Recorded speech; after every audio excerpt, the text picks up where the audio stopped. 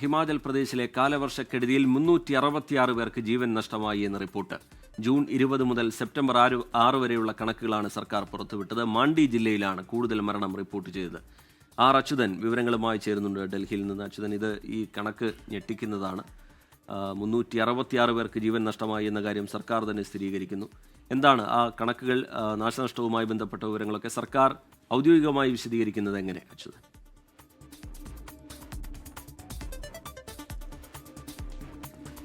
റിജിത്ത്, ഹിമാചലിലെ മഴക്കെടുതി, അതായത് കാലവർഷം ആരംഭിച്ചത് മുതൽ സെപ്റ്റംബർ 6 വരെ, ഈ കഴിഞ്ഞ 6 വരെയുള്ള കണക്കുകളാണ് ഹിമാചൽ സർക്കാർ ഇപ്പോൾ പുറത്തുവിട്ടിരിക്കുന്നത്. അതായത് മണ്ണിടിച്ചിലിൽ, വെള്ളപ്പൊക്കത്തിൽ, ഒപ്പം തന്നെ മറ്റ് റോഡപകടങ്ങൾ, മഴ മൂലമുണ്ടായിട്ടുള്ള റോഡപകടങ്ങൾ, അങ്ങനെയുള്ള കാരണങ്ങളിൽ മരണപ്പെട്ടവരുടെ എണ്ണമാണ് പുറത്തുവിട്ടത്.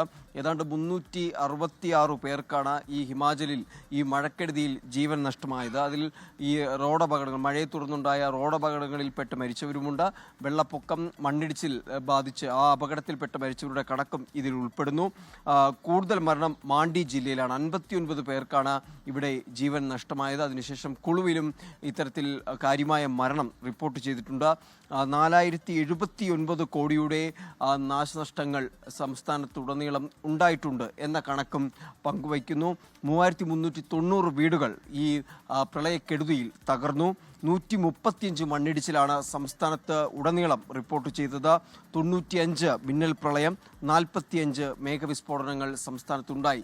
ഇത്തരം ഞെട്ടിപ്പിക്കുന്ന ഒരു കണക്കാണ് 3 മാസത്തിനുള്ളിൽ സംഭവിച്ച മഴക്കെടുതിയുടെ ഒരു കണക്ക്. അതിൽ ഏറെ ഞെട്ടിപ്പിക്കുന്നത് ആ മരണസംഖ്യയും. റിജിത്ത്, ശരി. അച്യുതൻ ഡൽഹിയിൽ നിന്ന് വിശദാംശങ്ങൾ പങ്കുവയ്ക്കുകയായിരുന്നു. 3 മാസത്തിനിടെ 366 പേർക്കാണ് ഹിമാചൽ പ്രദേശിൽ ജീവൻ നഷ്ടമായത്. ലോകത്തെവിടെയായാലും ഏത് സമയത്തും 24 വാർത്തകളും ഓഗ്മെന്റഡ് റിയാലിറ്റി പാക്കേജുകളും എക്സ്പ്ലെയിനറുകളും വിശദമായി കാണാൻ ഞങ്ങളുടെ യൂട്യൂബ് ചാനൽ നിങ്ങൾക്ക് സബ്സ്ക്രൈബ് ചെയ്യാം.